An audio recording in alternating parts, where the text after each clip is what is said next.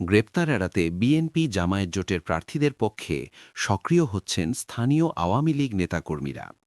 দেশের বিভিন্ন নির্বাচনী এলাকায় কার্যক্রম নিষিদ্ধ আওয়ামী লীগ ও এর সহযোগী সংগঠনের অনেক স্থানীয় নেতাকর্মী জাতীয় নির্বাচনকে সামনে রেখে বিএনপি নেতৃত্বাধীন জোট এবং জামায়াতের নেতৃত্বাধীন ১১ দলীয় জোটের প্রার্থীদের আশ্রয়ে নিজ নিজ এলাকায় ফিরেছেন বলে একাধিক সূত্রে জানা গেছে।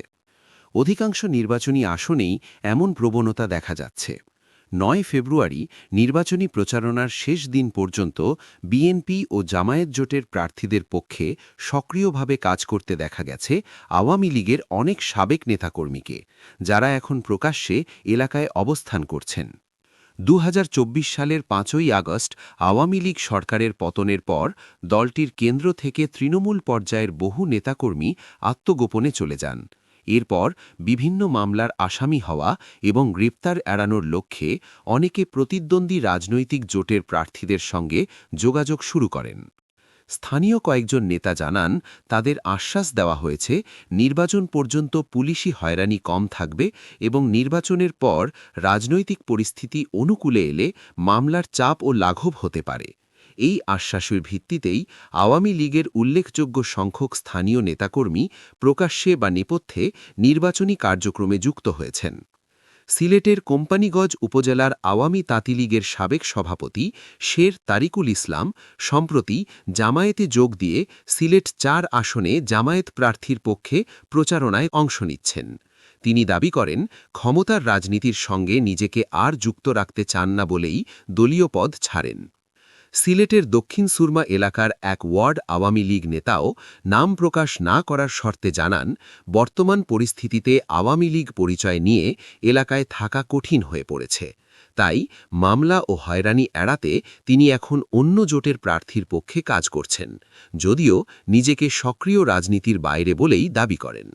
শুধু সিলেট নয়, সুনামগঞ্জ ২ আসনসহ বিভিন্ন এলাকায় আওয়ামী লীগের স্থানীয় নেতাদের বিএনপি ও জামায়াত প্রার্থীদের পক্ষে প্রচারণায় দেখা যাচ্ছে। প্রার্থীরাও আওয়ামী লীগ সমর্থকদের নিজেদের পক্ষে টানার চেষ্টা করছেন।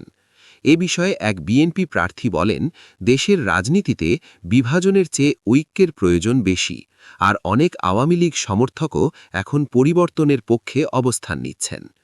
জামায়াতের এক প্রার্থী জানান, তিনি দলীয় পরিচয়ের বাইরে এলাকার উন্নয়নের প্রতিশ্রুতি নিয়েই ভোট চাইছেন, তাই বিভিন্ন মতের মানুষ তাকে সমর্থন করছেন।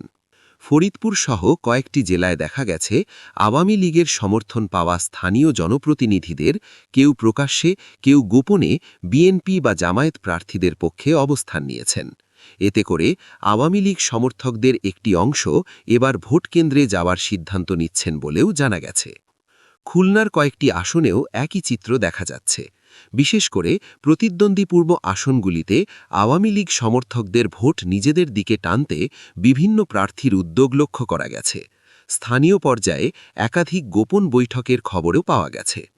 কিছু আওয়ামী লীগ নেতা জানান, দীর্ঘদিন এলাকা ছাড়া থাকার পর নির্বাচনের সময় তারা এলাকায় ফিরতে পেরেছেন।